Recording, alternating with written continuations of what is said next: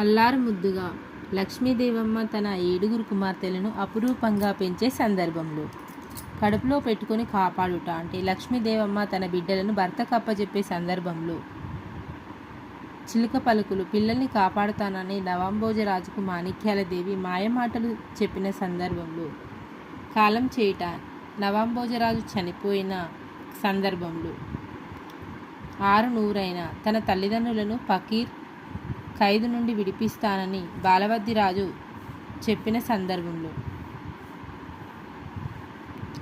ఇక్కడ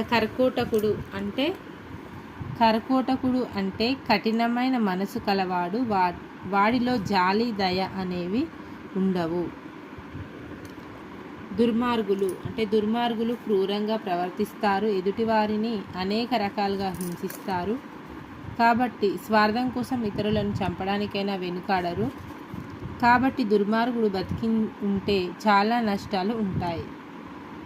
ఇవన్నీ బాలనాగమ్మ పాఠంలో ఏ సందర్భంలో ఏం వాడతామనేవి, మళ్ళా కర్కోటకుడు అంటే ఎలా ఉంటాడు, దుర్మార్గులు అంటే ఎలా ఉంటారు అని ఇవి బాలనాగమ్మ పాఠంలో ఉంది. జాతీయాలలో సొంత వాక్యాలు. అల్లారు ముద్దుగా అంటే తల్లిదండ్రుల పిల్లలను అల్లారు ముద్దుగా పెంచుతారు. చిలుక పలుకులు. చిన్నపిల్లల మాటలు చిలుక పలుకుల వలె వినసొంపుగా ఉంటాయి. 6 నూరైన అసత్యం పలకరాదు. అర్థాలు పత్త, చిరునామా, పయ్యెర, గాలి, పరముడు ఉన్నతుడు గొప్పవాడు, పాదయుగలం ఉన్నతుడు గొప్పవాడు, పారితోషికం అంటే బహుమానం, పాలుకాపు పంట కాపరి, పుడమి నేల, పుడిసెడు సగానికి మడచిన అరచేయి అంత చేర, పురోగతి అభివృద్ధి, పులకరింత గగుర్పాటు. ఇక్కడ జాతీయాలలో అల్లారు ముద్దుగా అంటే తల్లిదండ్రుల పిల్లలను అల్లారు ముద్దుగా పెంచుతారు.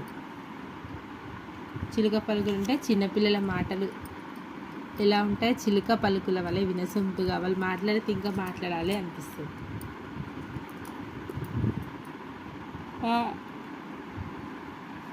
6 నూరైన అసత్యం పలకరాడు.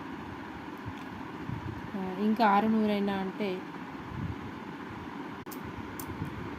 ప్రతి ఒక్కరు మన వీడియోస్ లైక్ చేయండి, మొదటిసారి చూసినట్లయితే సబ్స్క్రైబ్ చేసుకోండి, షేర్ చేయండి.